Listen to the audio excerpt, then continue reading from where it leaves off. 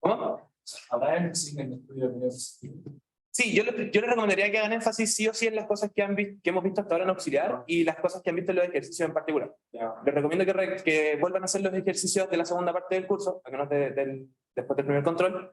Y con eso ya pueden tener cubierto como la parte de resistencia o fuerza de Lorentz, que no la vamos a necesitar ahora, pero que está en el ejercicio 9, que les subí la pauta al tiro y después les voy a subir las notas. Y en la clase auxiliar pasada, que es la clase auxiliar 10, que les voy a subir la pauta durante la tarde. ¿Ya? Sí, pero en ese caso, en ese sentido, entonces, les recomiendo que se enfoquen en, o sea, usen los ejercicios que llevamos hasta ahora para poder estudiar, las clases auxiliares también. Ejercicios típicos que pueden entrar también en la parte de magnetismo son ejercicios como los que vieron cuando vienen en la mañana.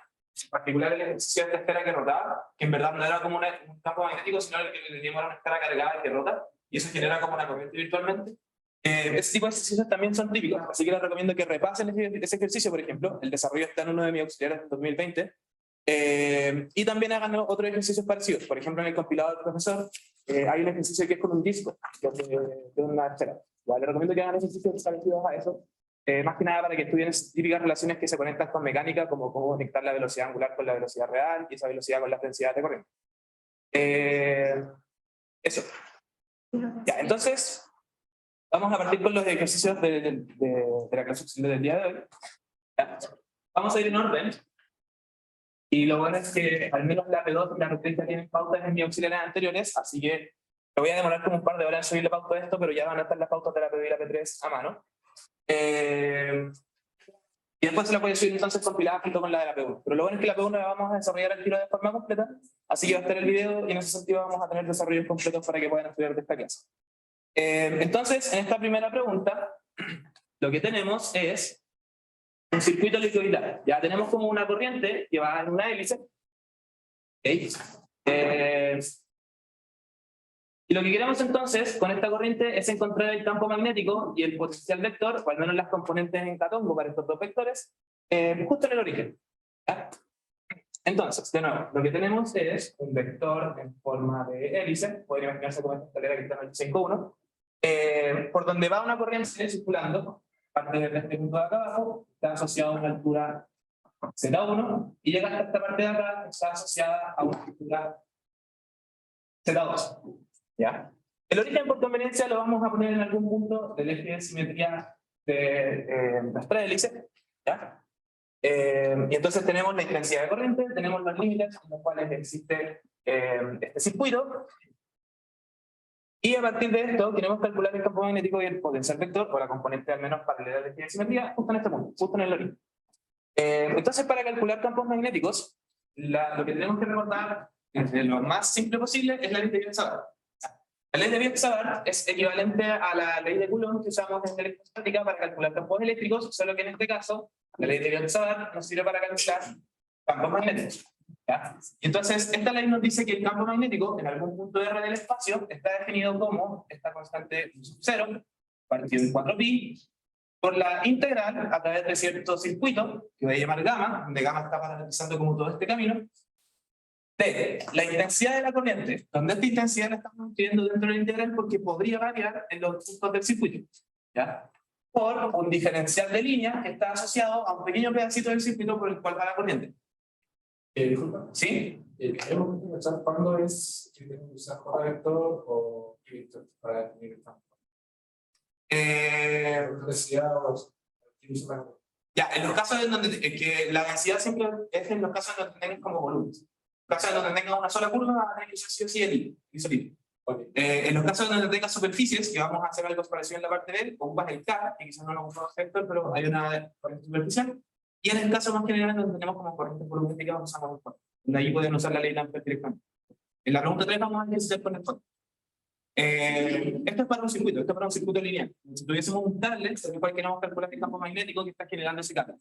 Entonces tenemos estos dos elementos, y esto entonces, producto cruz, R, que de nuevo es el punto en donde queremos un campo magnético, menos R', que corresponde a un punto arbitrario de nuestro circuito. ¿Ya?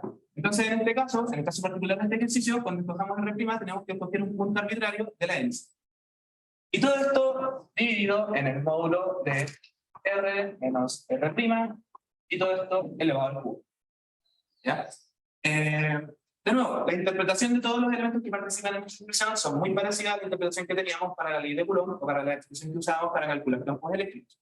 Y en ese sentido, entonces, las dificultades matemáticas que, que participan en calcular campos magnéticos son muy parecidas a las que tenemos cuando calculamos campos eléctricos. La dificultad va a estar en parametrizar nuestro circuito, en este caso, de densidad de carga, y poder integrar, luego dar más de integral completo. ¿Ya?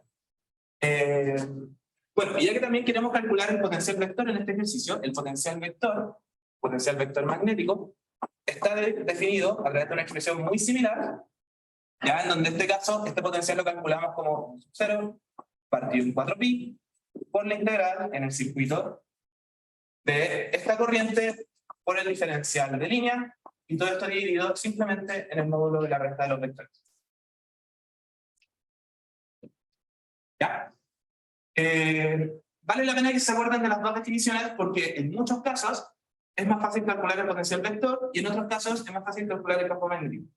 Y el potencial vector nos sirve para calcular el campo magnético porque además de tener la definición del potencial vector, sabemos que el campo magnético es igual al rotor de este potencial vector. ¿Ya? Entonces, en algunos casos, en algunas distribuciones o en algunos circuitos, va a ser más sencillo calcular el potencial vector y a través de esta expresión encontrar el campo magnético. O en otros casos va a ser más sencillo encontrar el campo magnético y después así tener nuestro resultado eléctrico. ¿Ya? Es como análogo cuando ustedes deciden si calcular el campo eléctrico o el potencial y después a través del potencial en la relación con el gradiente, ¿sí? Tienen el campo eléctrico. ¿Sí? Son relaciones muy parecidas. Eso entonces son las definiciones que vamos a usar en esta primera pregunta. ¿Hay alguna duda con estas definiciones de acá, con estas expresiones?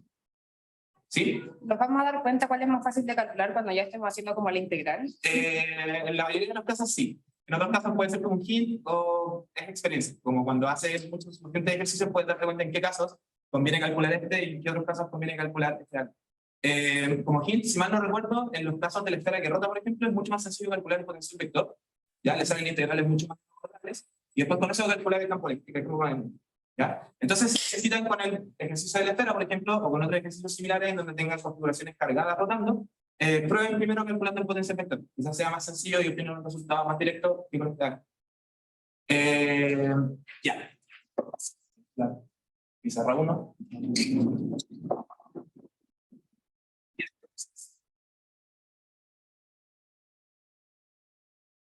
Creo que no se lo olvidé. Entonces, en este caso, tenemos una hélice. Y lo conveniente es que en el enunciado ya nos entregan la parametrización para la hélice. Lo que dicen que cualquier punto de la hélice va a estar dado por las componentes x igual a r mayúscula por coseno de phi, y igual a r mayúscula por seno de phi, y z igual a p por phi partido en 2pi. ¿Ya? R, en este caso, es simplemente el radio asociado a la proyección en el plano XY. Ya recuerden que esta es una hélice circular. Y en ese sentido, estas dos de acá también las podemos expresar usando el ρ, si es que usamos coordenadas cilíndricas. En esta parte de acá, el P es el paso. Nos dice qué tanto bajamos cuando damos una vuelta en la hélice. ¿Sí? Por eso es que nos relaciona cuánto subimos cuando avanzamos una vuelta en la hélice. Por eso está relacionando la altura y el ángulo. ¿Ya? Esto nos dice que cada vez que damos una vuelta completa, estamos avanzando un pedazo P. ¿Ya? Y estos son puntos para la hélice. Significa que estos puntos nos están diciendo dónde está cada pedacito de la hélice, tomando en cuenta que el origen está en el eje de simetría de esta. Y por lo tanto, estas componentes de acá, en realidad son las componentes del vector R'. Porque recuerden que el vector R', por definición, es el vector que está parametrizando a nuestro circuito, a nuestro cable por el cual va la corriente. Por lo tanto, lo que nos está diciendo esto es que R' yo lo puedo escribir como R mayúscula por coseno de phi, el itombo más R mayúscula seno de phi, en jotatombo más P por phi partido en 2pi, en catombo. ¿Ya? Eso me va a dar cualquier punto de la hélice que yo quiera en función del ángulo. Si yo le doy cualquier ángulo, me va a dar el punto de la hélice en el cual está, que está asociado a ese ángulo en sí. ¿Ya? Bueno, esto también lo podemos escribir usando la base de polares, la base cilíndricas, perdón, y eso nos dice entonces que R', un punto arbitrario de nuestra hélice, va a ser igual a este radio de la proyección en el plano XY por el vector radial de coordenadas cilíndricas, donde recuerden que ese vector radial viene de este coseno de perdón, coseno de tongo y el seno de j tongo, ¿ya? Más la parte que está en K-tongo.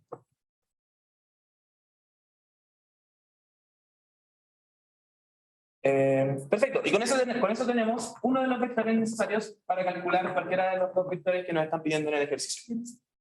¿Ya?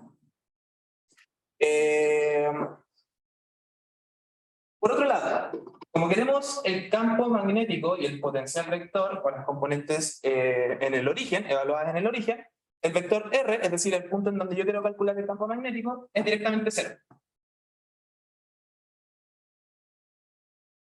¿Ya? ¿Sí? Claro, como si lo de primero dejo como K, no lo Sí, da lo mismo cuál de los dos ocupes. ¿Así te refieres? Sí, da lo mismo cuál ocupes. De todas formas, después lo que nos interesa va a ser como encontrar la componente en K-tongo, así que eso no nos va a interesar esta parte de acá, según lo que nos piden en el enunciado. Ya, perfecto. Encontramos estos dos vectores, pero en realidad lo que necesitamos es la resta de estos dos vectores y el módulo de la resta para poder ingresarlo en las integrales. Bueno, y directamente podemos darnos cuenta de que R menos R', en virtud de que el primer vector es 0, nos va a quedar como menos R mayúscula en rotongo, menos P por phi, en 2π, en K-tongo. Ok, y entonces, el módulo de la resta de estos dos vectores va a ser igual, por definición, a la raíz cuadrada de la suma de las componentes al cuadrado. Y eso por el hecho de que rotongo y K son vectores unitarios de la misma base. ¿Ya? Por lo tanto, podemos ocupar la definición de que el módulo es la raíz cuadrada de la suma de las componentes al cuadrado. Es decir, esto es la raíz cuadrada de menos R al cuadrado más menos P por phi partido en 2π al cuadrado. Y por lo tanto, este módulo de acá, que va a ser el que reemplazamos en cualquiera de las dos integrales que queramos calcular, va a ser igual a la raíz cuadrada de r cuadrado más t por phi partido en 2π y todo eso al cuadrado. ¿Sí? El R. Porque nos piden el campo magnético justo en el origen. Y el R es el punto en donde queremos calcular el campo magnético. Muchas veces este punto de aquí ustedes tienen que escribirlo como un punto arbitrario. En los casos, por ejemplo, en donde quieran el campo magnético a lo largo de todo el eje o cosas de ese estilo, esto queda como una variable que después igual sale de la integral. Pero en este caso nos piden el campo magnético en un solo punto. Por lo tanto, es directamente reemplazar el punto que queremos, y como en este caso es 0, convenientemente, lo reemplazamos con eso. Pero ¿cómo lo hacemos ahora para el No, porque son los mismos elementos. Después podemos reemplazar, esto mismo lo vamos a reemplazar en las dos integrales por separado y vamos a poder calcular lo que queramos en cada caso. Vale. Quiero decir, ya.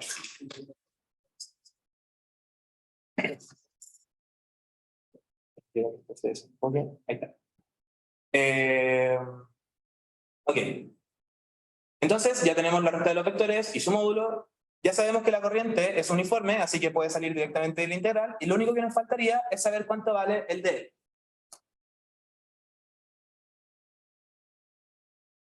Ya, este diferencial de línea entonces es un diferencial de línea que está asociado a un pequeño pedacito de nuestro circuito. Como el circuito es helicoidal, eso significa que además de avanzar en la dirección tangencial, estamos avanzando también en Z. ¿Ya? Y por lo tanto, en realidad, este diferencial lo podemos escribir en modo más general como un arco que yo avanzo tangencialmente, es decir, el radio por un pequeño ángulo en la dirección tangencial, más, y después avanzo un pequeño pedacito en la dirección Z. ¿Ya? Y por lo tanto, en ese sentido, vamos a tener acá un pequeño pedacito en la dirección Z en el vector K-tongo. ¿Ya? Recuerden, este diferencial de línea es un pequeño pedacito del circuito. Por ejemplo, por si tenemos un circuito solamente circunferencial, no tendríamos esta parte de acá. Si tuviéramos un circuito que fuera solamente una línea, no tendríamos esta parte de aquí. ¿Ya? En este caso tenemos una combinación de ambas, por lo tanto tenemos que agregar los dos aportes. El aporte del avance que estamos haciendo tangencialmente, cuando rotamos a lo largo de la hélice, y el avance que estamos haciendo verticalmente cuando subimos a lo largo de esta hélice. Otra forma que tienen de verlo, si es que no lo pueden ver de esta forma, es recordar que para el caso general ustedes siempre pueden partir de coordenadas cartesianas. Y entonces, si ustedes parten de coordenadas cartesianas, ustedes dicen que este diferencial de línea es un pequeño pedacito en X en la dirección y tongo, más un pequeño pedacito en Y en la dirección tongo, más un pequeño pedacito en Z en la dirección tongo. ¿Ya? Y con las transformaciones que ustedes tengan para X y para Y, por ejemplo, a partir de las otras coordenadas que ustedes tengan, van a poder reemplazar en ese diferencial de línea y encontrarlo entonces para el caso cualquiera. ¿Ya? Vale la pena que lo hagamos, que lo estudiemos para el caso general, así que les voy a mostrar cómo se hace la transformación de forma explícita. Esto no va a estar en la pauta, así que es importante que hagan todas las preguntas posibles. No, en realidad sí va a estar en la pauta, todavía no la desarrollo, así que sí la puedo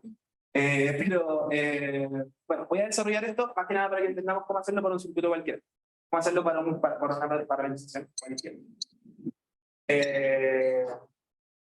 Esto va a ser como un pequeño paréntesis. Entonces, una de las primeras cosas que tienen que recordar desde el curso de cálculo en varias variables es que si tenemos alguna función que dependa, no sé, de 3 variables, ya. Si yo quiero el diferencial asociado a esta función, entonces esto es lo mismo que es derivar la función parcialmente con respecto a cada una de las coordenadas y multiplicar esa derivada por el diferencial asociado a la coordenada en sí.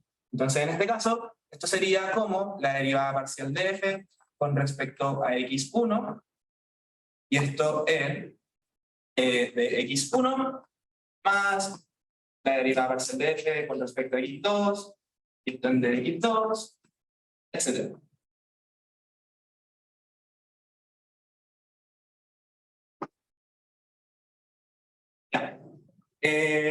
¿Por qué les estoy mostrando esto? Porque si tenemos la transformación, por ejemplo, x igual a r mayúscula coseno de phi, e y igual a r mayúscula seno de phi, entonces lo que tengo virtualmente acá en realidad es, lo que tengo desde el punto de vista matemático, es una función x en función de phi y una función y en función de phi. ¿Ya? Entonces, el diferencial asociado a x y el diferencial asociado a y, yo lo puedo encontrar como la derivada de esta función con respecto a phi, y después multiplicándolo por el diferencial de phi. Y a eso sumarle también la parte de mi tongo. Entonces, la derivada de esta expresión, perdón, la parte de y, la derivada de esta expresión con respecto a phi, y eso multiplicado por el diferencial de phi. ¿Ya? Si es que el r fuese variable, también después tendrían que sumarle la derivada de esta expresión con respecto a r y multiplicada por el diferencial de r. ¿Ya? Pero es como ese tipo de transformaciones las que se hacen cuando quieren pasar a un diferencial de línea en un camino como arbitrario. Ya cuando tienen transformaciones arbitrarias con un circuito cualquiera. Ahora, si ustedes identifican que están en un caso donde pueden ocupar directamente las coordenadas cilíndricas o cosas de ese estilo, pueden anotarlo al tiro así. Ahí es mucho más conveniente. Es mucho más conveniente que ustedes entiendan que, como el radio no está cambiando, entonces la única forma en la que yo tengo de avanzar es en la dirección tangencial y en la dirección vertical. Y ahí por lo tanto tengo que añadir un pequeño pedacito que yo avance en la dirección tangencial, en donde eso es el radio del pequeño ángulo, y un pequeño pedacito en la dirección vertical. ¿Ya? Sí, creo que lo mejor es que no nos metamos mucho más en esto. ¿Ya? Recuerden las expresiones coordenadas polares, ¿no? También. Y si es que el radio varía, ustedes también tendrían que agregar entonces un diferencial en la dirección radial. ¿Ya? Solo en el caso en que el radio varía. Como en este caso el radio no varía, esto de acá desaparece. Eso, entonces con esto tenemos el diferencial de línea, tenemos la resta de los vectores y tenemos el módulo de esta red. Por lo tanto tenemos todos los elementos necesarios para poder reemplazar en nuestro integral y poder empezar a calcular los vectores que queremos. Pero todavía hay un problema, ¿ya? Y está asociado a lo del diferencial. El diferencial todavía no está listo. Este diferencial de línea todavía no está listo porque estamos avanzando a lo largo de una curva, pero en este caso estamos usando dos variables. Si estamos avanzando en una curva, eso significa que requerimos a lo más una variable, y bueno, en realidad eso lo pueden ver en las definiciones de los campos también, que están asociados a una integral en una sola línea, como con una sola variable. ¿Ya? Entonces, en ese sentido, lo que tenemos que hacer es cambiar algunos de estos dos diferenciales por el otro a través de la relación que tenemos entre z y phi. Ya, recuerden que tenemos una relación entre z y phi, donde tenemos que z es igual a p por phi partido en 2pi. Por lo tanto, el diferencial de uno lo puedo escribir en función del diferencial del otro. ¿Ya? Y en este caso, entonces, en esta parte hay que ver cuál diferencial nos conviene dejar en la expresión, porque ese diferencial va a estar asociado a la variable que vamos a usar para integrar. ¿Ya? Ok. Voy a cambiar la pizarra, voy a resumir lo que llevamos hasta ahora, y después vamos a hacer ese cambio. ¿Hasta acá hay alguna duda? ¿No? Perfecto.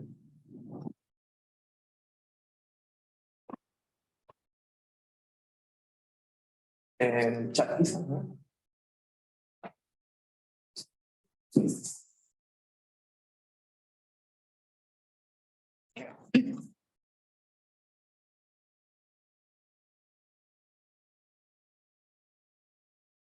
En resumen, lo que tenemos hasta ahora es lo siguiente. R menos R' va a ser igual a menos R fotónico menos pi menos pi en catónico. El módulo de R menos R' es la raíz cuadrada de R cuadrado más P por pi partido de pi y todo esto al cuadrado. ¿Ya? Y el diferencial de línea nos había quedado entonces como R mayúscula por d phi y hongo más dz en catónico. Perfecto. Entonces, las primeras dos expresiones están escritas con el ángulo como variable. ¿Okay? Mientras que en esta última expresión estamos combinando dos variables y tenemos que escribir alguna en función de la otra a través de la relación que tenemos. Y nos dice que z es p por phi partiendo pi. ¿Ya? Y acá tenemos que escoger cuál va a ser la que nos convenga en el caso de que integremos. ¿Sí?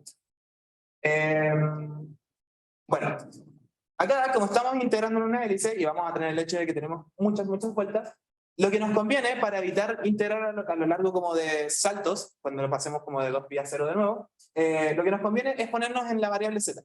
¿Ya? Lo que nos conviene es integrar en la variable z porque la variable z avanza como en un solo sentido, ya no es cíclica. No es como el hecho de que cuando cambiamos de 0 a 2pi, perdón, cuando pasamos de 2pi a 0, como en ese salto, volvemos a tener los mismos resultados. Como que es más conveniente si es que escogemos entre un ángulo y una distancia lineal, cuál podemos escoger. Lo que más nos conviene es escoger la distancia lineal, como la que avanza linealmente. Entonces, en ese sentido, lo que vamos a hacer es, en estas dos expresiones de arriba, en vez de escribirlo en función de phi, escribirlo en función de z. Por lo tanto, este diferencial de acá también lo vamos a escribir en función de z. Entonces, para las primeras dos expresiones es súper sencillo porque esta relación de acá la podemos reemplazar directamente. Entonces, para las primeras dos expresiones vamos a tener que R menos R', yo lo puedo escribir como menos R en rotongo menos Z en catongo. Algo súper natural. Si yo quiero la posición arbitraria de algún punto de la hélice, yo voy a decir dónde estamos radialmente y a qué altura de la hélice estamos. ¿Ya? El ángulo está implícito en esta parte de aquí. El módulo de R menos R', entonces, también nos va a quedar súper sencillo. Va a ser la raíz cuadrada de R cuadrado más Z al cuadrado. Y entonces lo que va a cambiar un poco más drásticamente es este diferencial de aquí. Como tenemos Z igual a P por phi partido 2pi, entonces phi lo podemos escribir como 2pi partido en P por Z.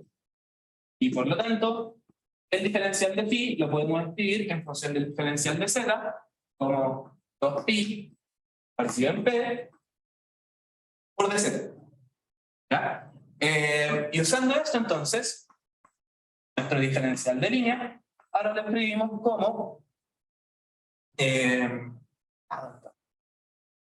R por d phi, que en ese caso nos quedaría 2 por pi por R partido en P por dz, en fitongo, más dz en catongo. Perfecto, y con eso en realidad ya tenemos armado lo que tenemos que reemplazar en nuestras integrales. Ahora simplemente nos queda armar esas integrales y calcularlas para encontrar lo que nos están pidiendo. ¿Sí? Porque es mucho más sencillo para poder fijar los límites de integración. Como ya sabemos que, o en el enunciado al menos nos dicen que esto es desde un punto Z1 hasta un punto Z2. Ya donde sabemos que Z1 es directamente menos P por N, y Z2 es igual directamente a P por N. ¿Ya? Si es que ocupáramos la variable angular, tendríamos que transformar estos ángulos y estos ángulos, pero tendríamos que sumar la contribución para cada una de las vueltas. Al integrar solamente estaríamos limitados para poder integrar como cada una de estas vueltas en sí, y después tendríamos que sumar la contribución de todas estas vueltas. Es un poco más incómodo verlo desde el punto de vista del ángulo, también te puedes confundir más como en los saltos de rama, cuando llega al 2pi y tienes que saltar de nuevo al 0. Así que lo mejor es ocupar con esta variable que avanza de forma monótona. Perfecto. Y antes de reemplazar, lo que nos conviene también es calcular el producto cruz de forma explícita, ¿ya? Ahora que tenemos el DL y la recta de los vectores, podemos calcular DL, producto cruz, R menos R'. Y para no volver a anotar los vectores, lo vamos a hacer con esto que está anotado acá y con este que está anotado aquí. ¿Ya?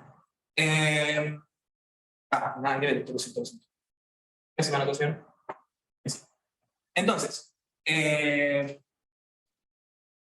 que es R menos R', como DL tiene dos términos, lo vamos a ir haciendo término a término. Primero vamos a tener este primer término de acá, producto cruz, este término de aquí. Eso nos va a quedar como menos 2pi por R cuadrado partido en P, ¿ya? Y nos va a quedar pi cruz. ¿Sí? Cuatro están siendo variables, entonces la serie incluso de uno llega a ser y otro punto de él. No, porque el I sí es una escala. Entonces, el I queda parte de este cálculo. De hecho, el I, como si lo trabajáramos físicamente, lo tendrías que escribir como un vector. Pero ese vector, en el caso de los cables, tú puedes decir que es como la intensidad de corriente, pasando como la magnitud del vector, entonces da lo mismo para los productos cruces, por un pequeño pedacito del círculo. ¿Ya? Entonces está separando la magnitud. Esto sí es la magnitud del vector, no participa en el producto cruce. Así que aunque dependiera, lo importante de cuando depende o no de alguna de las variables es que no lo saques del integral. Más que nada de eso. En el siguiente paso, cuando integremos, esto podría depender del z. Entonces ahí es cuando claro, pero eso no importa en el producto.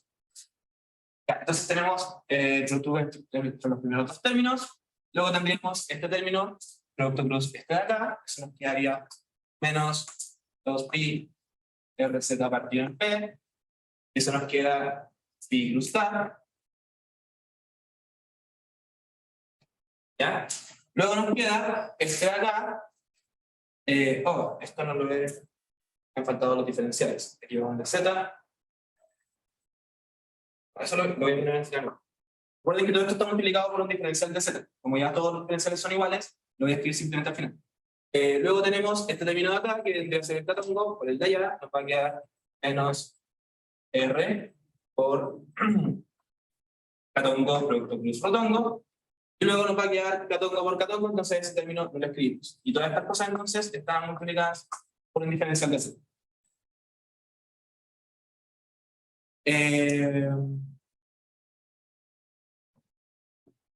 Y ahora basta ver cuál es el resultado de los productos cruces y con eso vamos a ver cuál es el aporte para cada componente de cada uno de estos vectores en la integral. ¿Ya? Con eso vamos a ver cuál es la componente rotongo de la integral, cuál es la componente fitongo de la integral y cuál es la componente catongo de la integral.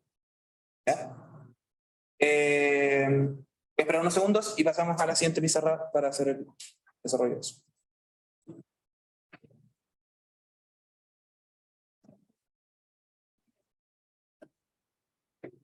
¿Sí? No cacho, o sea, cacho como que cambiarse ese dato, pero se puede hacer como sin cambiar. Sí, y también lo podría hacer sin ningún problema. Como debería dar el mismo resultado. Ya. ¿Cómo para revisar? En ese caso lo que les dije, como lo mejor es ir como separando con las vueltas y después sumar las 2n vueltas, como sumar el aporte de las 2n vueltas. También hay un problema porque se da dos vueltas en el mismo ángulo. Se da uno. No, pero es como lo que aparece en el dibujo, está como justo al lado contrario. Pero por eso mismo, pues, para evitar como todo ese tipo de confusiones, lo mejor es integrar en el set. Sí. Por eso. Ya, entonces, esto es lo que obtuvimos acá abajo.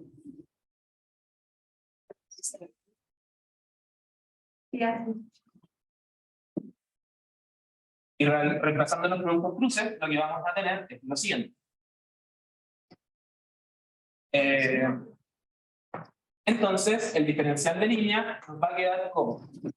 El primer término está asociado a un producto cruce entre pi y rho, eso nos va a dar menos catón. Ahí, por lo tanto, el primer término nos queda 2 pi por r cuadrado partido en p. Ahora explícitamente voy a poner el de z, te la voy a separar ahora, y esto está en catón. Luego, el siguiente término es pi cruz k, y eso nos da rotón. Entonces, el siguiente término nos queda como menos 2 pi por r por z partido en p por dz. Esto nos queda en rotón. Luego, el tercer producto cruz nos queda K cruz rho, eso es pitongo, y por lo tanto esto nos queda como menos r de z en pitongo. Perfecto.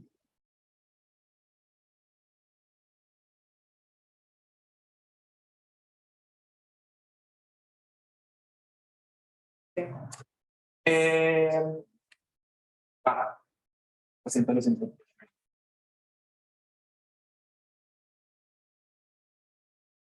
Ya.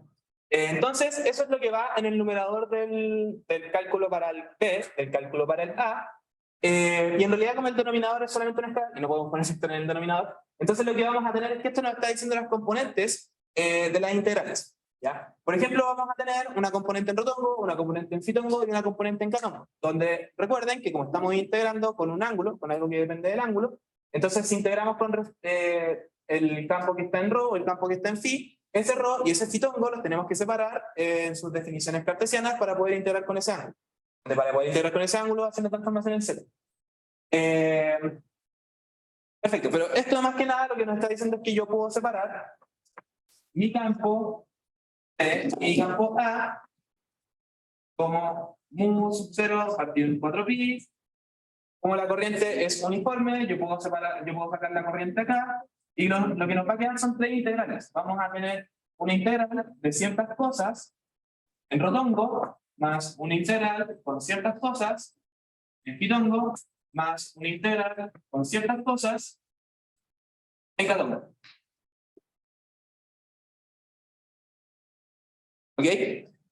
De nuevo, cuando ustedes integran, rotongo y fitongo se separan en sus componentes en itongo y jotatongo, por lo tanto esto en realidad también nos va a estar dando las componentes en itongo y en jotatongo para el campo B y para el campo A. ¿Ya? Lo mismo que estoy escribiendo para el B se repite para el A, para no escribir dos veces lo mismo. Y en ese sentido, entonces, estas cosas no nos están aportando para el campo magnético en catongo, que es el campo magnético paralelo al eje de simetría.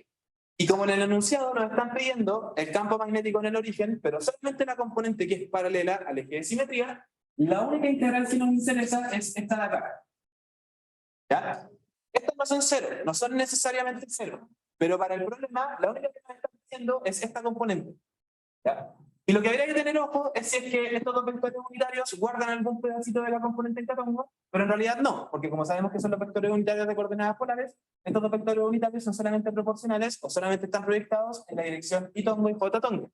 Por lo tanto, no hay ningún aporte de estas dos integrales a la componente paralela al eje de simetría de la hélice, y por lo tanto, esa es la única integral que nos interesa, y es la integral que está asociada a este pedacito del diferencial de línea. ¿Ya? Y entonces, en ese sentido, si reemplazáramos todo esto completo, lo que tendríamos sería P evaluado en Z. ¿Ya? Y si solamente me quedo con la componente catongo, lo que voy a tener es el campo magnético asociado a la dirección Z y evaluada en Z. ¿Ya? Esto va a ser solamente quedándome con este pedacito de este producto cruz. Y entonces, reemplazando en la integral, a través de la definición de campo magnético, esto va a ser igual a la integral de mu sub 0 partido en 4pi por la integral de entre Z1 y Z2. ¿Ok? Como solamente quiero una componente asociada a catongo, entonces solamente anoto este pedacito de acá. 2pi por r cuadrado partido en p por dz, y todo esto dividido en el módulo de la resta de los vectores, pero elevado al cubo. Por lo tanto, esto es r cuadrado más z al cuadrado a la 3 medios. No hay que ponerle ningún vector unitario, porque recuerden, lo que hicimos acá fue simplemente escoger la componente en catón. Solamente escoger la parte del integral que está asociada a esa dirección. ¿Sí?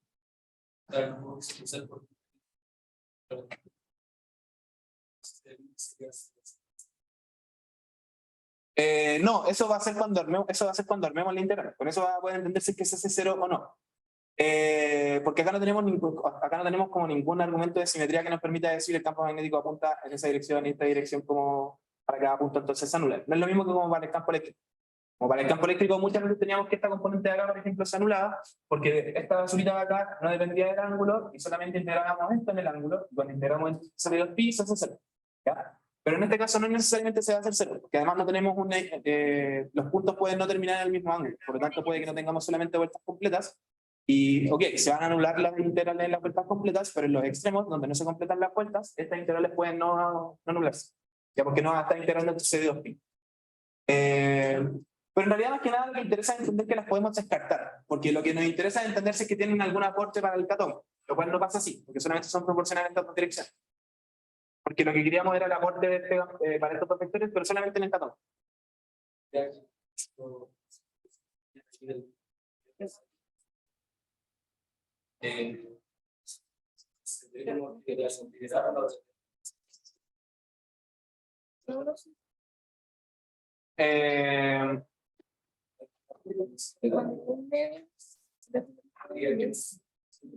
Claro, es que ese es el tema, como hay cierta periodicidad, pero no en un pedacito de la hélice, porque en los extremos no sabes que termina en el mismo ángulo. Como si conectaran los dos extremos de la hélice, no sabes como si tuvieras una espiral perfecta. Ese es el tema. Entonces esos aportes de los extremos pueden hacer que esas integrales no se anulen. Ok, bueno, y entonces tenemos esa integral armada para el campo magnético y podemos hacer exactamente lo mismo para armar la integral asociada al potencial vector.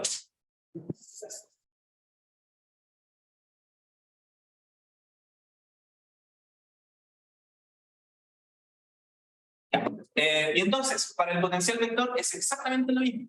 Solamente vamos a tomar en cuenta la componente en catongo, y en ese sentido, como estamos trabajando con estos vectores unitarios, solamente vamos a tomar en cuenta este pedacito de esta expresión. Sin embargo, recordamos que para el potencial vector no es esto lo que tenemos que reemplazar, sino que lo que tenemos que reemplazar es directamente de él. Porque tenemos que el potencial vector es igual a un sub 0 partido en 4pi, integral en algún camino del I por el dl, partido en el módulo de la recta de estos dos vectores.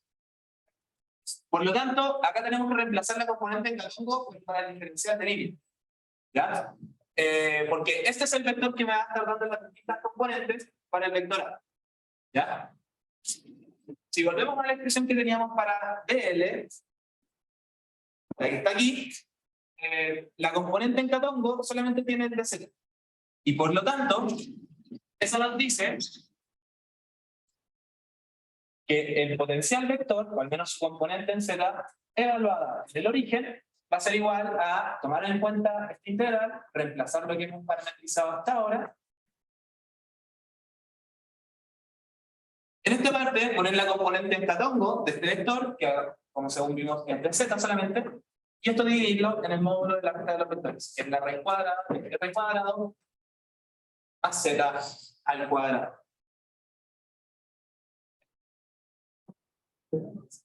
Es muy parecido, muy parecido. Y entonces, si ahora desarrollamos las integrales, recordando también que z1 es menos b por n y z2 es b por n, ¿ya? Entonces, si ahora desarrollamos las integrales, lo que vamos a tener es lo siguiente. La componente del campo magnético que estamos buscando en el origen va a ser igual a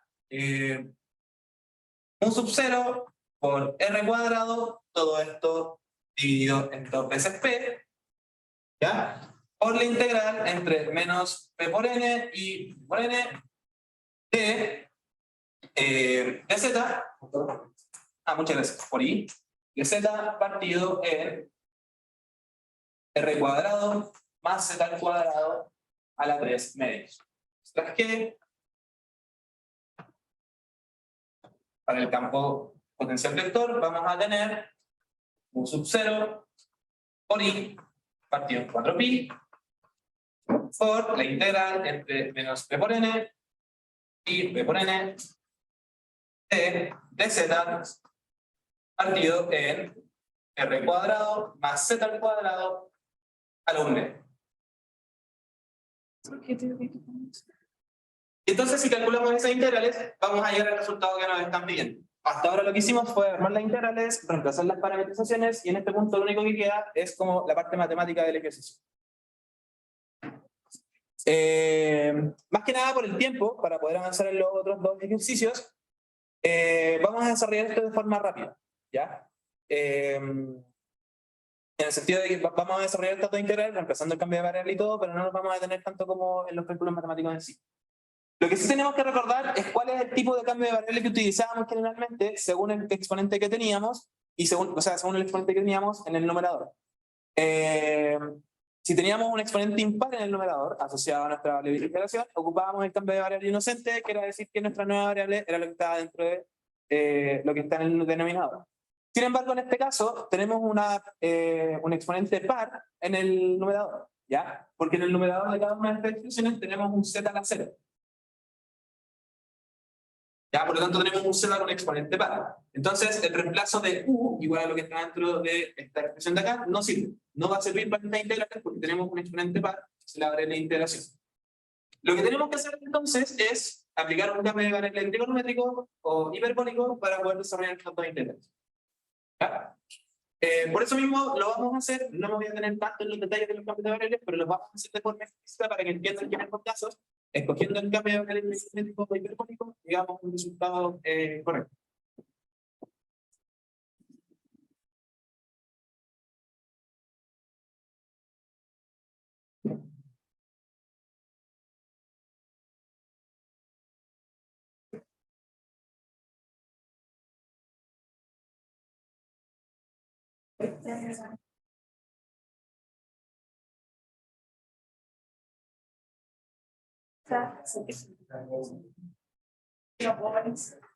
Ya. Entonces partamos por el campo magnético. Literal tenemos para el campo magnético.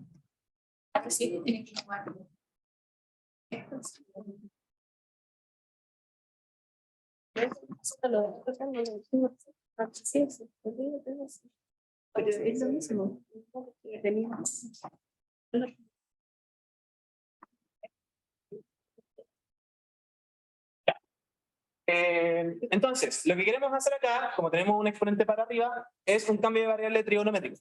¿Ya? Cuando tenemos una expresión de este estilo, variable al cuadrado más alguna constante al cuadrado, el cambio de variable que hacemos, o el que en general nos sirve, tenemos que probar con este tipo, es la constante que está acompañándonos en la expresión que tenemos, ¿ya? Por tangente de una nueva variable, ¿ya? Se usa la tangente de u porque tenemos un recorrido infinito. El recorrido puede ser entre menos infinito e infinito, entonces el cambio de variable de vuelta es conciso, está completo, ¿ya? Por eso no ocupamos, por ejemplo, seno, coseno o cosas de ese estilo para poder apreciar. Se también de la relación de esta función. Como tenemos esto, entonces z cuadrado es r cuadrado tangente al cuadrado de la variable. ¿Ya? Lo otro que tenemos es que para z1 vamos a tener un u1 igual a pasar esto menos tangente a la menos 1 de por n partido en r. Mientras que para z2 vamos a tener un u2 igual a tangente a la menos 1 de p por n partido en r. ¿Ya? Aquí el signo negativo aparece porque la tangente a la menos 1 es impar. Entonces, si el signo negativo está acá adentro, yo lo puedo sacar de la expresión sin ningún problema. ¿Ya? De todas formas, si dejan el signo negativo adentro, sigue siendo bueno. Ya, con esto tenemos en cuenta que reemplazamos para los límites, con esto sabemos que tenemos que reemplazar abajo, y cuando reemplacemos esto, en el denominador, lo que vamos a tener es que r cuadrado más z al cuadrado es lo mismo que r al cuadrado por 1 más tangente al cuadrado de v. La idea de eso es poder sacar ventaja de la propiedad que nos dice que 1 más tangente al cuadrado de u es secante al cuadrado. ¿Ya? Y en ese sentido, entonces, lo que vamos a tener es que r cuadrado más z cuadrado a la 3 medios es lo mismo que r cuadrado por secante cuadrado de u a la 3 medios, y eso es lo mismo que r al cubo por secante al cubo de u.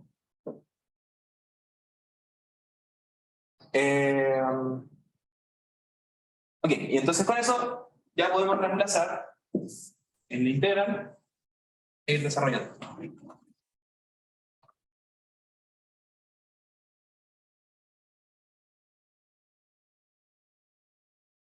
Entonces, indica que es, ¿no? Va a ser igual a sub 0 por r cuadrado por i partido en 2p. Luego, bueno, acá lo que nos faltó es saber por qué cosa reemplazamos nuestro diferencial.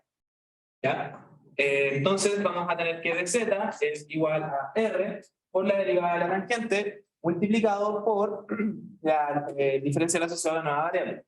La derivada de la tangente, la pueden encontrar de forma directa también, es, no recuerdo, secante cuadrado que a r secante cuadrado de u por d. Ya. Ya, sí. Perfecto, y entonces ahora podemos reemplazar todo en integral. Esto va a ser la integral entre menos tangente a menos 1 de p por n partido en r y tangente a la menos 1 de p por n partido en r. Ya en el numerador vamos a tener dz que a r secante cuadrado de u por du, y todo esto dividido en el denominador. R cubo secante al cubo de u. Este r cuadrado con este r y este r cubo se cancelan. Este secante cuadrado se cancela con los secantes de acá abajo, y 1 partido en secante es igual a coseno. ¿Ya? Y entonces esto nos deja una integral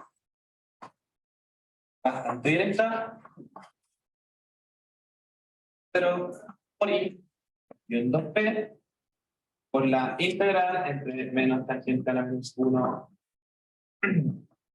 de por n partido en r y tangente a la menos 1 de p por n partido en r. Y esto nos va a quedar entonces la integral de coseno de u con respecto a u. ¿Sí? Una pregunta. En algún año algo así, ¿está ese cambio de variable? Debería estar hecho de forma explícita. De todas formas va a estar en la pauta de forma explícita también. Así que sí, va a estar así. Bueno, como pueden darse cuenta, cuando tenemos exponentes pares, lo que tenemos que hacer es un cambio trigonométrico o hiperbólico, como lo hacen con el cálculo para A. Y van a llegar a expresiones que son sencillas, expresiones que son más fáciles de calcular, y en general van a quedar con funciones trigonométricas como el seno o el coseno o con potencias de ellas. Y las potencias del seno y del coseno también las pueden integrar si hacen como integración por partes y cosas de ese tipo. El tema es que ese es el cambio de variable clave cuando tienen las estructuras de campo magnético o de campo eléctrico y llegan a cosas que tienen estos típicos denominadores, y en el numerador la variable de integración con un exponente par. ¿Ya? Si es que hubiese sido un z cuadrado, un z a la cuarta, un z a la sexta, lo único que hubiésemos tenido que hacer es reemplazar todo esto en el numerador las veces que sea necesario para hacer calzar los exponentes. ¿Ya? Pero eso, por eso el cambio de variable es conveniente para los casos en los que tengamos exponentes pares. Bueno, esa es una integral sencilla, la voy a desarrollar de forma explícita. Y lo único que voy a hacer es reemplazar el resultado entonces. Y lo que vamos a tener es que esto es igual a...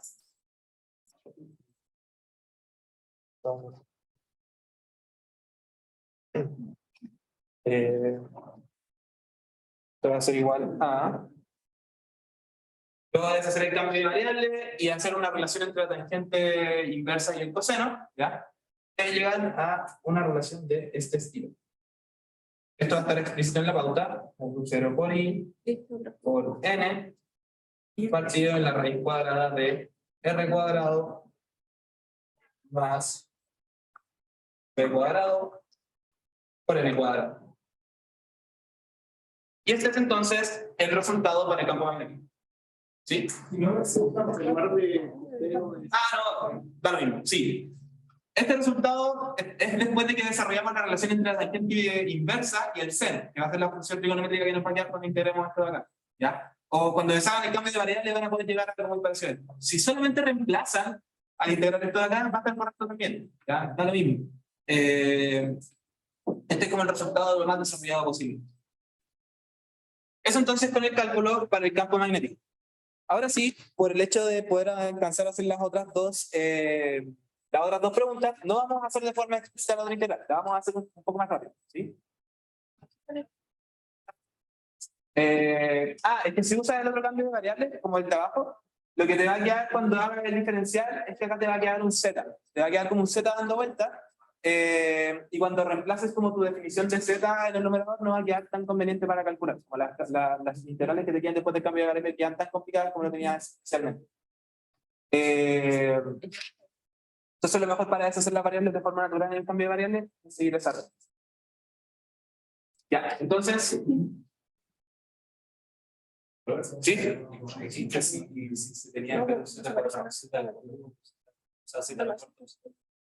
Lo que hacías después era reemplazar el diferencial. Esto de acá tantas veces como necesites para alcanzar las potencias. Por ejemplo, si arriba tienes un z cuadrado, reemplazas todo esto de acá multiplicado por esto. Si tienes un z a la cuarta, reemplazas este diferencial de acá multiplicado por esto dos veces. Como esto por esto, porque ahí tendríamos un z a la cuarta. Entonces ahí tú podrías reemplazar potencias pares de tu variable en función de la variable nueva de forma bastante directa, de forma muy rápida, ¿ya? Y de forma tal que se va a empezar a como cancelar con las cosas que reemplazas junto con el diferencial. Se van a ir cancelando algunas cosas y te quedan integrales convenientes.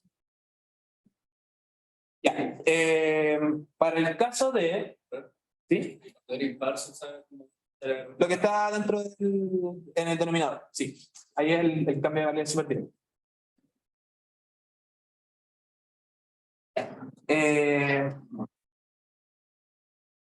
Por el tiempo más que nada, no vamos a hacerlo de integral de forma explícita, ¿no?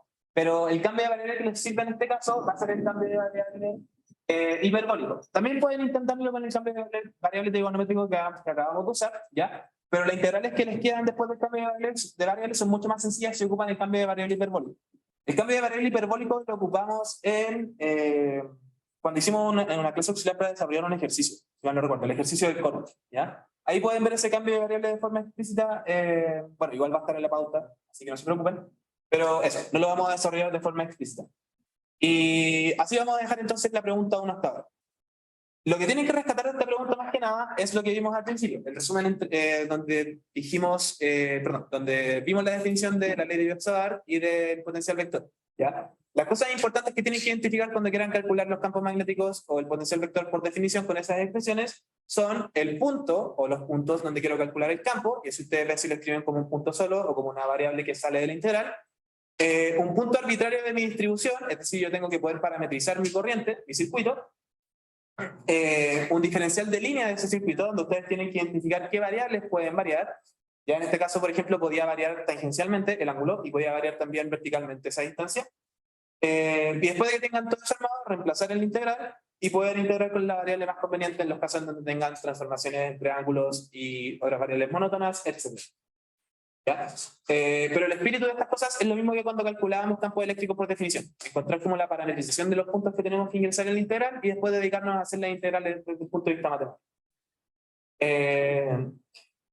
Eso entonces con esta pregunta. ¿Tienen alguna duda respecto a lo que vimos? O sea, variando, supongo que por superficie o si es curva, y el sabor se usa siempre. Sí, de hecho en la pregunta que vamos a hacer ahora vamos a aplicarlo en el caso de una corriente superficial. Vamos a ver cómo se aplican esos pasos. Eso. ¿Sí? Para calcular el potencial vector, hay que calcular la otra integral. Sí. Una relación directa de. Hay una relación directa entre los dos vectores que viene a ser que el campo magnético es el rotor del potencial vector. Entonces, en ese sentido, si calculara el potencial vector primero, después podría usar esa relación para el campo magnético. Pero al revés, no. Al revés es un poco más, más directo. Eso sí, es súper importante que tengan en cuenta que esta expresión solamente es válida cuando la tienen para alguna de las direcciones que se definen en su sistema de referencia, pero arbitrariamente. Ya, por ejemplo, esto nos sirve si es que tenemos el potencial vector en un solo punto, porque si aplicamos el rotor para un potencial vector en un punto, se va a anular. Es una constante, ¿no? ¿Ya? Sin embargo, si tuviéramos el potencial vector a lo largo de todo el eje de simetría, como el eje de simetría está asociado a Catongo, donde Catongo es uno de los vectores unitarios de las coordenadas cilíndricas, esta relación se cumple para encontrar el campo magnético a lo largo del eje de simetría. ¿Ya? O en el caso en que tengamos el potencial vector en todo el espacio, esta relación sirve para calcular el campo magnético en todo el espacio. O sea que en este caso no nos sirve. En este caso no nos sirve esta relación, porque lo estamos calculando en un solo punto.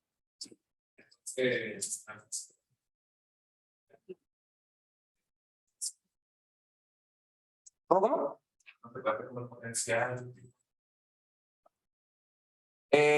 No, o sea, esta es como la relación análoga de la relación entre el potencial y el campo magnético. Recuerda que...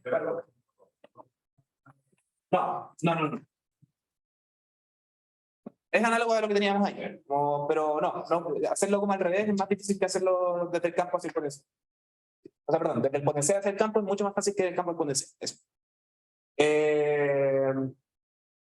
Ok. Si no hay más dudas, entonces, vamos a pasar a la pregunta 2.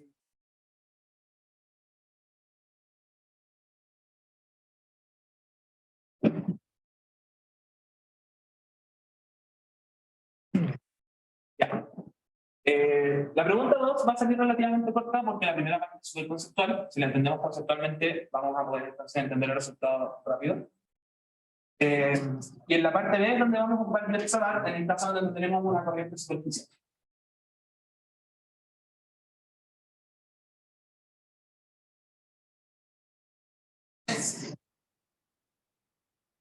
Y ahora partimos la pregunta 2. Entonces, en la pregunta 2, nos dicen lo siguiente.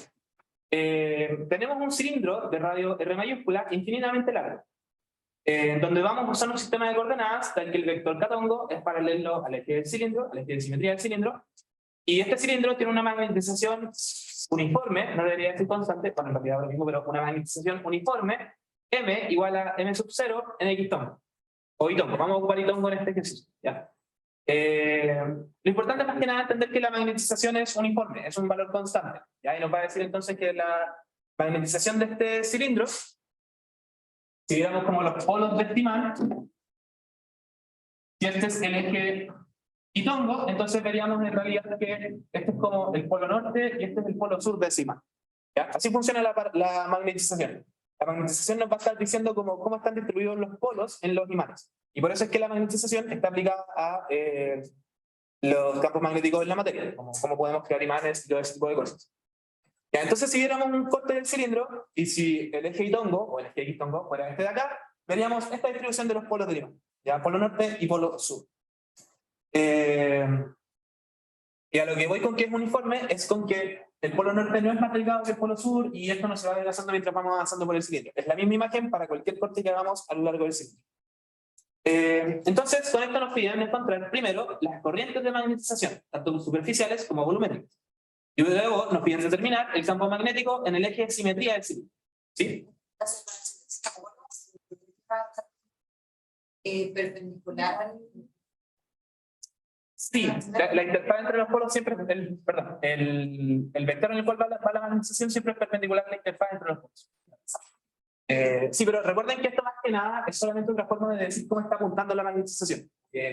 No hay una separación como exacta entre polo norte y polo sur en los imanes, simplemente es como otra forma de decirnos hacia dónde están apuntando las líneas de campo.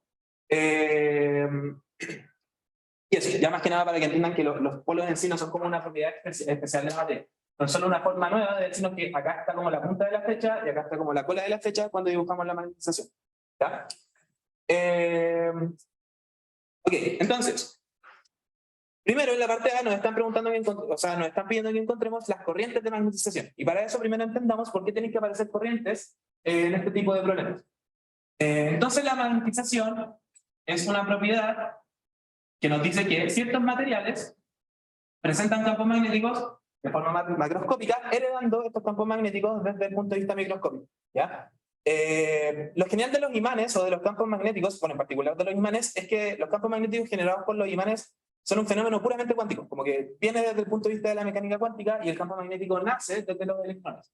Entonces, como cualquier, esto es una explicación súper simplificada, pero como cualquier material está hecho de electrones, como está hecho de átomos y estos átomos tienen electrones, en realidad cada átomo está funcionando como un pequeño circuito, porque cada átomo va a tener electrones que están orbitando y entonces van a funcionar como si fuesen una bobina. En ese sentido, entonces, si es que tenemos, por ejemplo, un material donde la magnetización está apuntando hacia afuera, lo que estamos diciendo es que en el plano perpendicular a esta magnetización, vamos a estar observando que los átomos se pueden modelar como si fuesen pequeños circuitos, como si fuesen pequeños loops de corriente, como que cada átomo de este material se puede tomar en cuenta como que fuese un pequeño loop de corriente.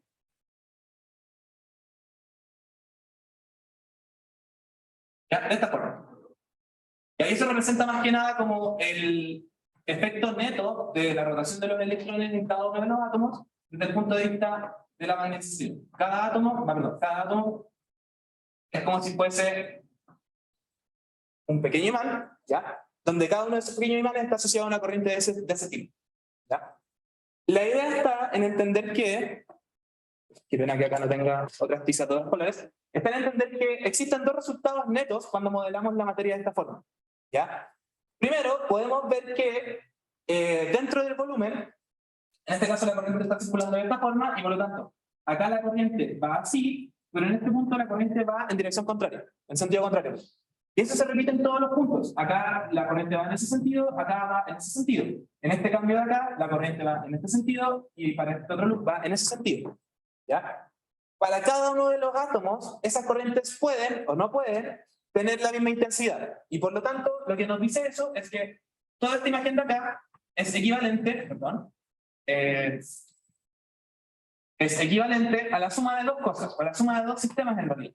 Vamos a tener este mismo sistema, imaginen que es el mismo dibujo, pero en donde estas líneas se van cancelando, en algunos lados se cancelan de forma perfecta, en otros lados puede que no se cancelen de forma perfecta. La intensidad de esta corriente puede ser mayor que la intensidad de esta corriente, por ejemplo, y eso lo que hace es que virtualmente dentro del material se generen como corrientes en distintos dominios.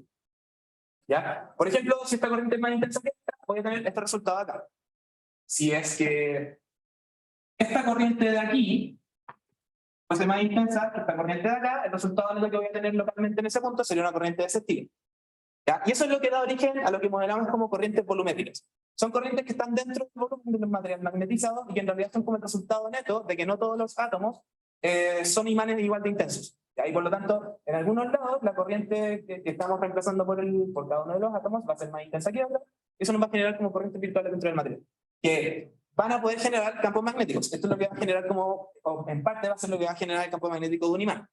¿Ya? Sin embargo, además de ese resultado neto, tenemos que tomar en cuenta de que esta cancelación solamente se cumple dentro del volumen, porque en los extremos, en los bordes de mi material, no voy a tener otro loop con el cual se cancela. Y por lo tanto, acá voy a tener una corriente neta de esta forma, acá voy a tener una corriente neta de esta forma, acá una corriente neta de esta forma, y así pueden darse cuenta entonces de que además de sumar estas corrientes que pueden estar dentro del volumen, esto también lo modelamos como una corriente que va alrededor de todo este material. Entonces, eso me dice que un material que está magnetizado, en realidad yo en vez de verlo como un material que está magnetizado, puedo verlo como un sistema que tiene dos tipos de corrientes. Corrientes dentro del volumen y una corriente en los bordes del material. ¿Ya? Y por eso mismo es que naturalmente nos pueden preguntar por corrientes volumétricas o corrientes superficiales de magnetización. Ahora, la idea es saber cómo encontrarlas. ¿Cómo puedo encontrar las corrientes volumétricas y las corrientes que son superficiales?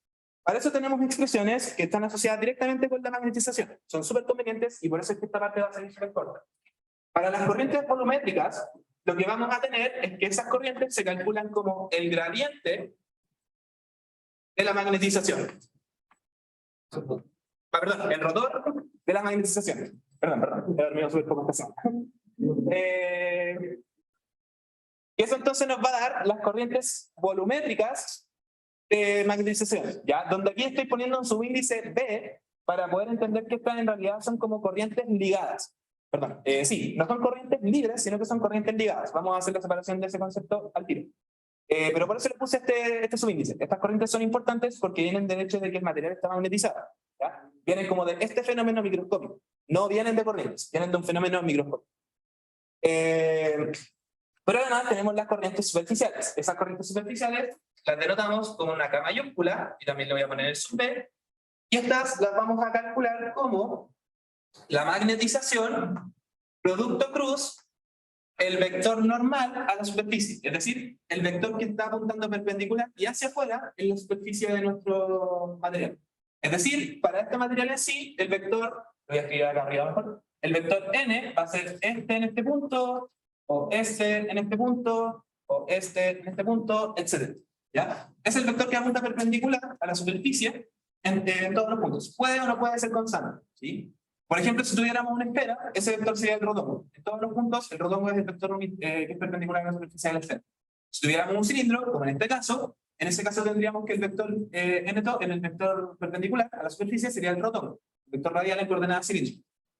Pero eso, entonces, teniendo la magnetización, que en este caso es un dato, yo puedo calcular de forma bastante directa las corrientes que son efecto de esa magnetización. Lo importante es que lo entiendan de forma física y que entonces se separan en dos categorías de forma bastante natural, y cada una de esas categorías las puedo calcular si ya tengo la magnetización como dado. Ok. ¿Hay alguna duda con esto desde el punto de vista conceptual? Antes de que pasemos a los cálculos.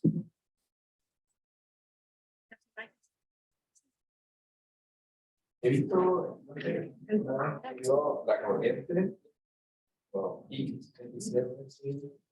y para la superficial como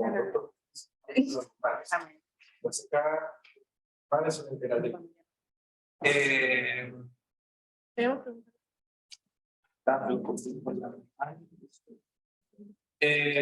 pero eso lo hizo para calcular la corriente, porque estaba como una corriente. no habrá sido como esto, es que esto es como la... Sí, porque... A ver,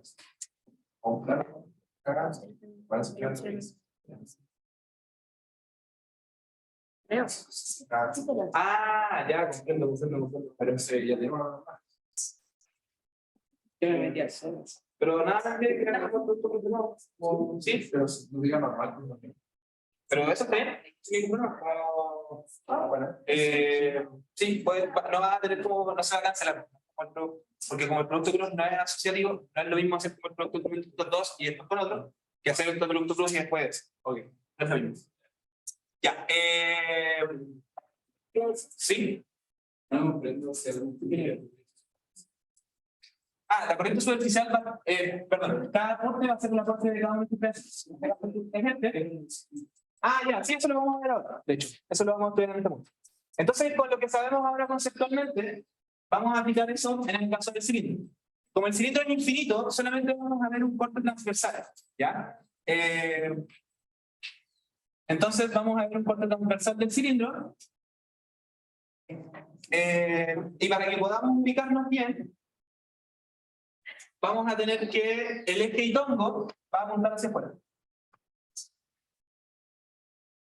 ¿Ya? Este es el cilindro, y tenemos el eje Itongo apuntando hacia afuera. Como el eje Itongo está apuntando hacia afuera, entonces podemos entender que este extremo del cilindro está asociado al ángulo π-medios, ¿ya? Sí. Y este extremo del cilindro está asociado al ángulo 3 π-medios.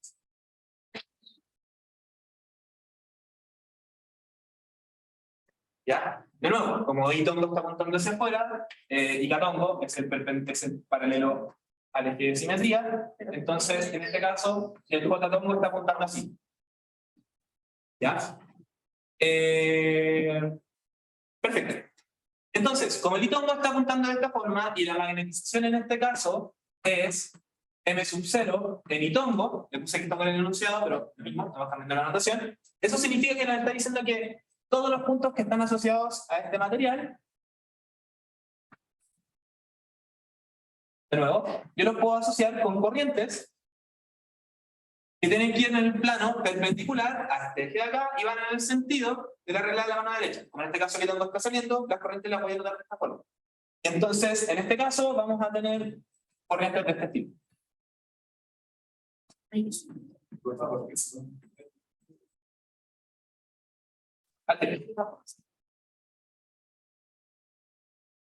nuevo, esto es un corte transversal del cilindro.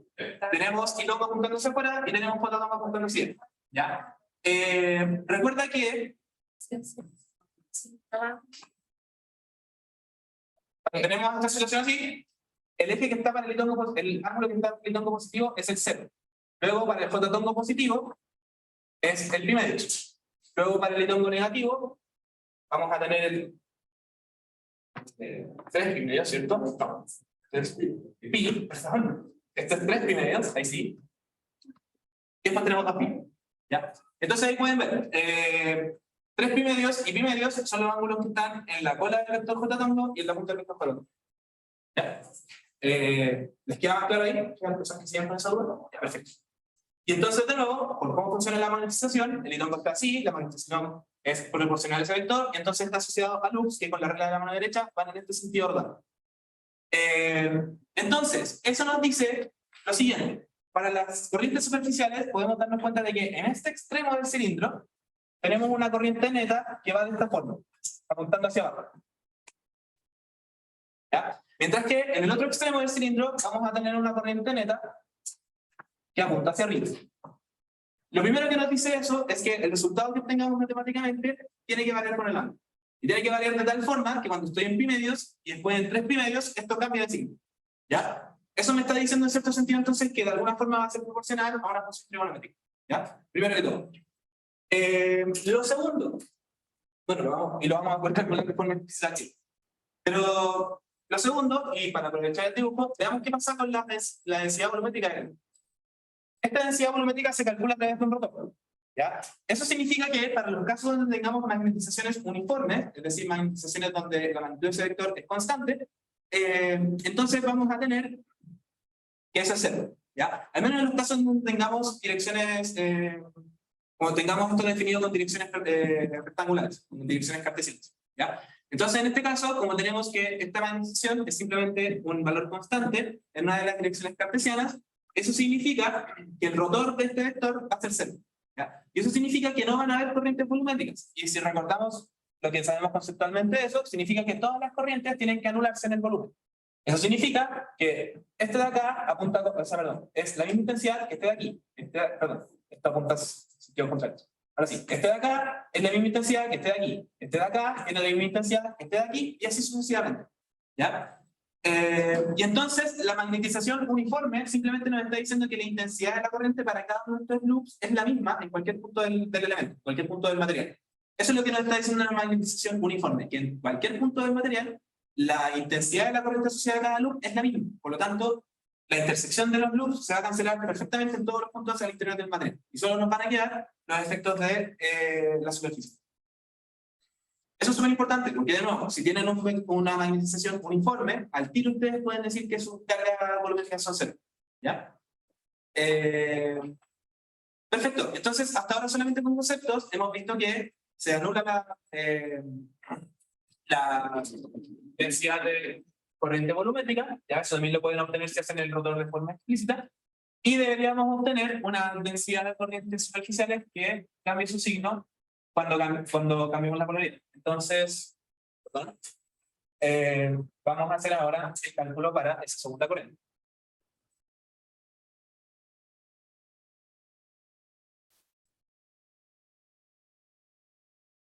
Ya. Bueno, entonces, como tenemos una magnetización uniforme, sabemos que esto de acá va a ser el rotor de un vector que es constante, y por lo tanto, eso nos dice que estas corrientes son directamente cero. Eso ustedes lo pueden construir matemáticamente, o lo pueden ver también de forma conceptual y argumentarlo en vez de hacer el cálculo. ¿Ya? Esos son los primeros tipos de corrientes que nos podemos encontrar desde el punto de vista de la magnetización. Para las corrientes superficiales, entonces, habíamos dicho que esto de acá es igual a la magnetización, producto cruz, la normal exterior a la superficie de nuestro material. ¿Ya? Como en este caso tenemos un cilindro infinito, no tenemos tapas. ¿Ya? Y la única superficie que vamos a tener entonces es el manto del cilindro, donde el vector que es perpendicular a todos los puntos del manto del cilindro es rotongo. ¿Ya? Y por lo tanto, esto de acá va a ser igual a m sub 0 unitongo, producto cruz, rotongo. Ahora, el producto cruz entre itongo y rotongo no es algo directo. Por lo tanto, lo que tenemos que hacer es transformar estas coordenadas polares o transformar este a cartesianos. Donde el caso más fácil es pasar esta cartesiana. ¿Ya? Entonces, esto de acá va a ser igual a m sub 0 en itongo, producto cruz, y esto de acá va a ser coseno de phi en itongo más seno de phi en cototongo.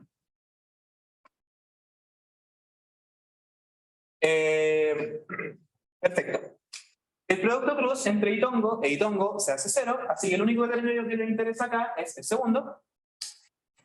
Y vamos a tener entonces que esta densidad de corriente superficial es m sub 0, el segundo término es proporcional a la función seno de phi, perdón. ¿Ya? Y ahí nos queda el producto cruz entre itongo y j-tongo. Y el producto cruz entre itongo y j-tongo está perfectamente k-tongo. Y con eso entonces tenemos la corriente superficial de magnetización asociada a este cilindro. Y es así de sencillo. Con eso ya tenemos la parte A. Donde en realidad en la parte A nos demoramos más que nada en la discusión conceptual del problema para poder entender el resultado.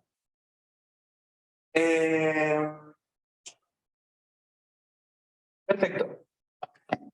Este resultado hace todo el sentido del mundo, tomando en cuenta la discusión conceptual que estábamos viendo hace un rato. Este resultado es proporcional a una función trigonométrica y por lo tanto tiene ese comportamiento que dijimos, o que estábamos observando, en donde el signo de esta corriente de magnetización cambia cuando yo varío el ángulo. ¿Ya? De hecho, ustedes recuerdan el gráfico del seno entre 0 y 2pi.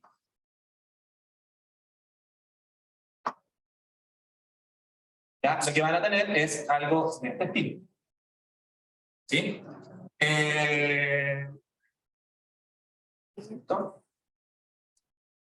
Sí, donde esto es pi medios. Y esto es 3 pi medios. ¿Ya? Entonces, si se dan cuenta con el resultado, y vemos lo que estábamos discutiendo delante conceptualmente, este resultado tiene todo el sentido del mundo. ¿Ya?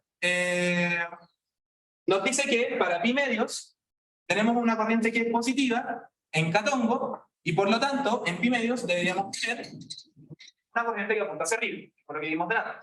¿Ya? Para 3 pi medios tenemos un resultado máximo negativo, que es el mismo valor que acá en valor absoluto, y entonces eso nos dice que para 3 pi medios debemos tener una corriente similar a la que teníamos en pi medio, pero apuntando hacia abajo. Que es el mismo resultado que habíamos obtenido acá, solamente a través de la discusión conceptual. ¿Ya? Entonces nuestro resultado es consistente con lo que estábamos viendo actualmente, y por lo tanto todo está correcto desde ese punto de vista. ¿Sí? Pero, ¿qué implica la sostenimiento? Más que nada para las tapas, como no ocupamos el hecho de que hay corriente en las tapas, en esta parte de acá. Por eso el gráfico efectivamente da. No, el radio no es largo. Ah, quizás solamente una condición que no vamos a usar, pero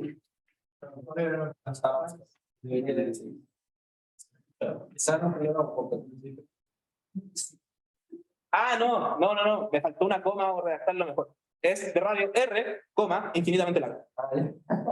Sí, lo escribí mal, no. Junté dos conceptos que literalmente me deberían haber estado dejando. Sí, es radio R, coma, infinitamente largo. Perfecto. Y entonces, con eso tenemos el resultado de la parte A. Y lamentablemente vamos a poder hacer solamente hasta la parte D. ¿Ya? Vale la pena que hagamos la parte D de todas formas, así que nos vamos a quedar hasta que la terminemos. Quedan 10 minutos por ahora, según yo, alcanzamos. Ya. Para la parte B, entonces, lo que nos piden es que encontremos el campo magnético en el eje de simetría del cilindro asociado a esta magnetización. ¿Ya? Ok. Hay algo súper importante que tenemos que discutir. En este caso no lo tendríamos que aplicar, pero es importante que lo discutamos para algún caso que puedan enfrentar en el futuro. Y es lo siguiente. Recordemos que tenemos la ley de Ampère. ¿Ya? La ley de Ampère nos dice que la integral en un camino cerrado de este campo H, producto punto DL, va a ser igual a... Perdón, no. Va a ser solamente igual a la corriente enlazada. ¿Ya? Pero es importante entender que estas corrientes de acá son corrientes libres.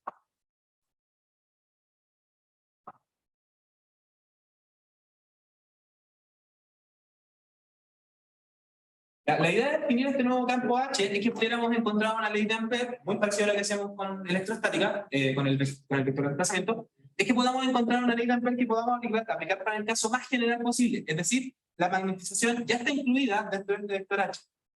Eso significa que las corrientes asociadas a la magnetización no tienen que ir acá. Cuando ustedes aplican la ley de Ampère para este campo H, las corrientes de acá son solamente corrientes libres. ¿Y qué significa corrientes libres? Cualquier corriente que no sea una corriente de magnetización.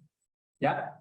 Entonces, acá van todas las corrientes que no sean corrientes de magnetización. Significa que si ustedes tienen una densidad de corriente de magnetización, ya sea superficial, volumétrica, etc., ustedes no ocupan esto para encontrar el campo. Jamás lo ocupan cuando tengan magnetización.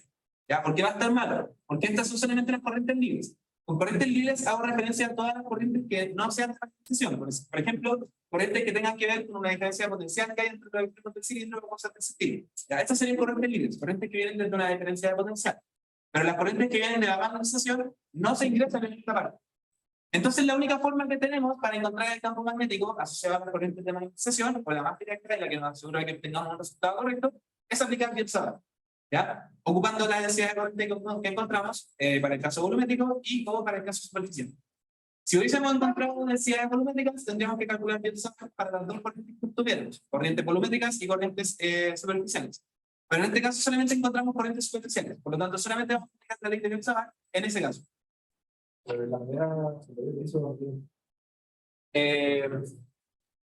Pero probablemente lo hizo para el campo magnético, como para el campo magnético B en vez del H.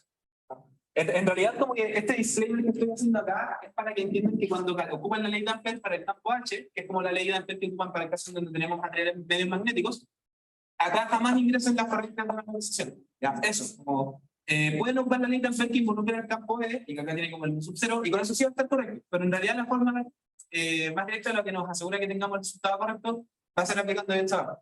¿Ya? O aplicando la ley de Ampère, pero para el campo B en vez del campo H. acá tiene el campo H. No, acá pide el campo B.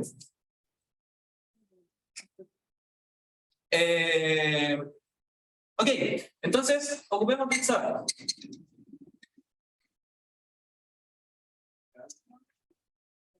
Okay.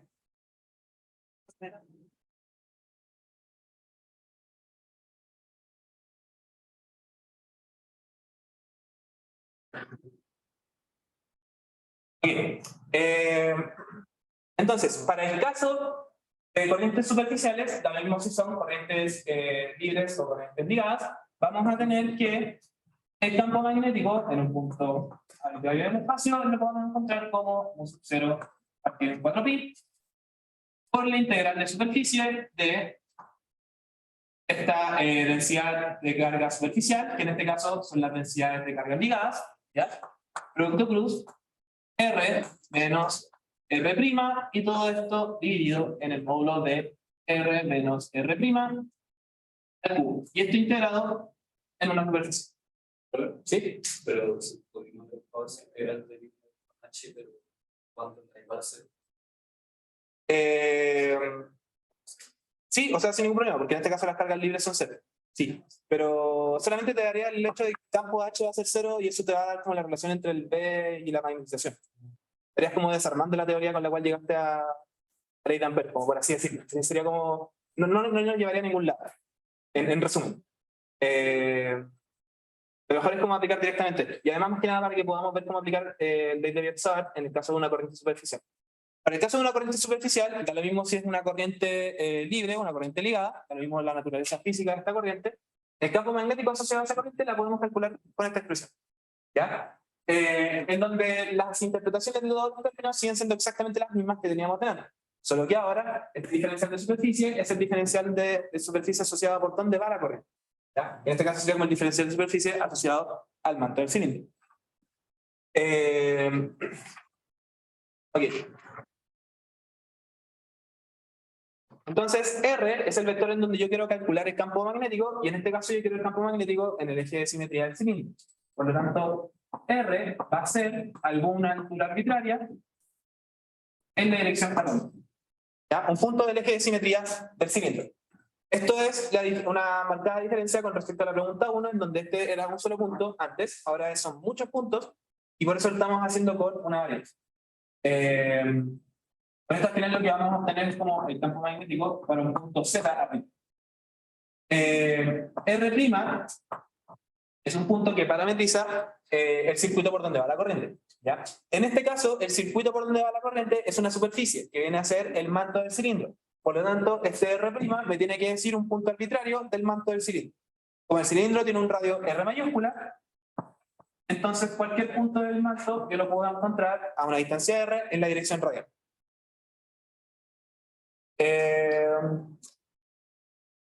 Ok, con eso, R menos R'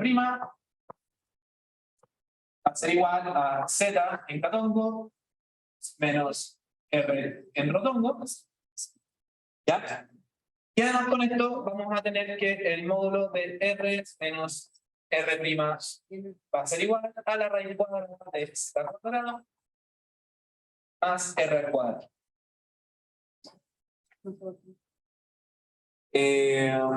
¿Sí? Pero en el R no hay un radio asociado con el cilindro. No, porque esto es un punto arbitrario del eje de simetría. Está como en el radio Z. Sí, está en el radio Z. Bueno, no serviría de nada. Tú dices como en esta parte de acá. Sí, tienes toda la razón. Esto es solamente con un anillo. Este va el Z' en católico. Gracias. Sí, cualquier punto del manto del cilindro también tenemos que verlo a alturas arbitrarias, tal como dijo el compañero. Por lo tanto, agregamos este Z' en católico. Tenemos que integrar en un área. Ya ves. Entonces, acá vamos a tener un menos Z' en catongo. Estos dos los voy a juntar, me queda un Z menos Z' en catongo, y por lo tanto lo que cambia es que acá vamos a tener un Z menos Z' al cuadrado más R al cuadrado. ¿Ya? Genial. Vamos a ver el producto cruz.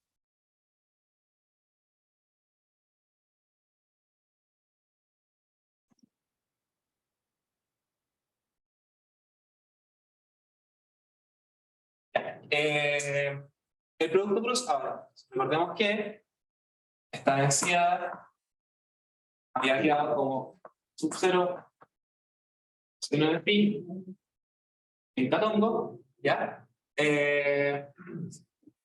Eso significa entonces que K sub P, producto cruz, R menos R' va a tomar en cuenta solamente la componente en rotongo de la resta de estos dos vectores. Porque como esto está en catongo, el producto cruz con esta componente de acá y esta componente de acá se va a hacer 0. ¿Ya? Por lo tanto, esto va a ser menos M0 por R por seno de phi.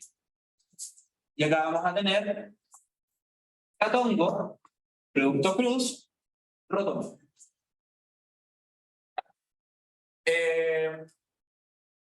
Catongo, producto cruz rotongo, nos da pitongo, y por lo tanto se nos dice que KD, producto cruz, R menos R',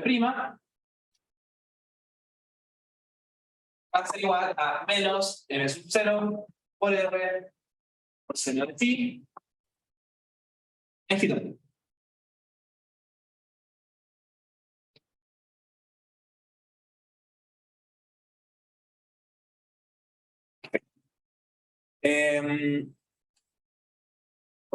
¿Sí? Perdón, ¿por qué no estamos sobre ella?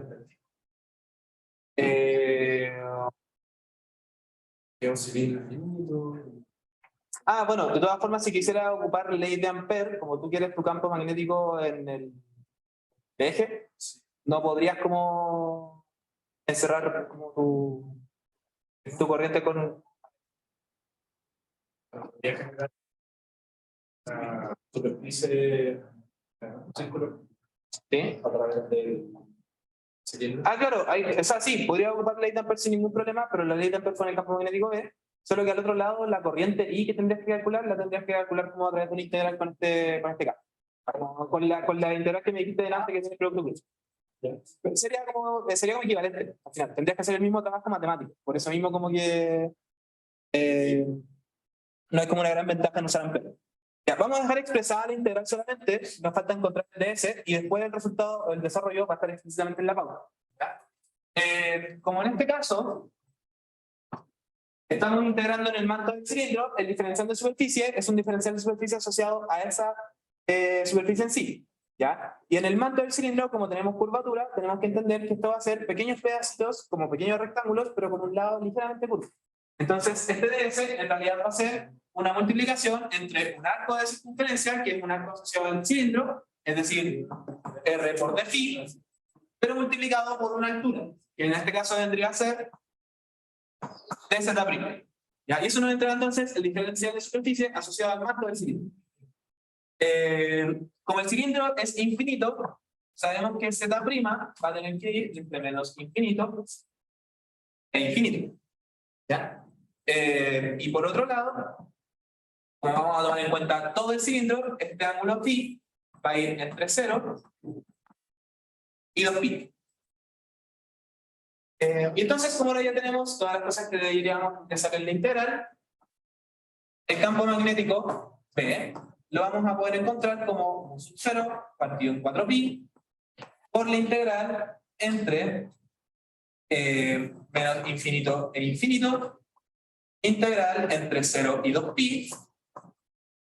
¿Ya? Este producto cruz nos quedó menos m0 por r por seno de phi en pitongo. Ya esto está multiplicado por r de phi de z', y todo esto está dividido en este módulo al cubo, es decir, z menos z' al cuadrado más r mayúscula al cuadrado, y todo esto a la 3 medios. Bueno, vamos a llegar hasta acá con el cálculo. Con esto entonces seríamos capaces de poder encontrar el campo magnético P.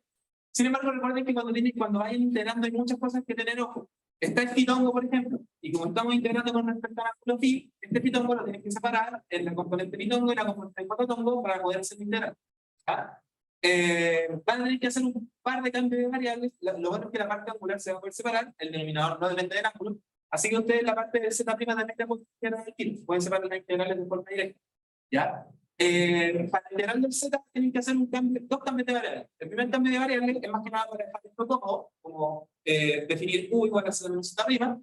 Y el segundo cambio de variable, ustedes tienen que ver si que hay alguna alguna parte de la variable que queda cambiada con exponente par o impar, y si ustedes ven cuál es el cambio de variable conveniente entonces para desarrollar el integral. Pero es un integral de la misma forma que la que nos encontramos en la pregunta 1.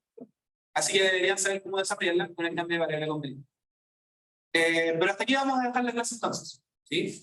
Para la pregunta 3 va a haber pauta. Esa pauta ya está en todo caso. Es la pregunta 2 del control del 2020. Para esta también hay pauta. Está en una clase auxiliar del 2020 también. Y para la pregunta 1 me falta desarrollar un poco. Pero la pauta va a estar en un par de horas más. Y voy a subirla antes del día. Okay. Duda, ¿cómo definiste el RR'? O sea, ¿el RR' es un punto que está calculando? No, el R' es donde yo encuentro, donde está fluyendo mi corriente. Como la corriente está fluyendo el manto del cilindro, entonces el R' es un punto arbitral del manto del cilindro. El Z', a pesar de que sea infinito, igual es. Sí, es que esto le está diciendo las distintas alturas de los puntos del cilindro. O el Z' te puede decir, o te está dando la altura como de los puntos muy abajo del cilindro o muy arriba del cilindro. Porque si es infinito, pues digamos, vale. No da lo mismo en ese caso, porque tienes una corriente que va en una sola dirección, no tienes como un caso asimétrico, no hay una simetría con esa dirección. Ya, eso entonces por ahora.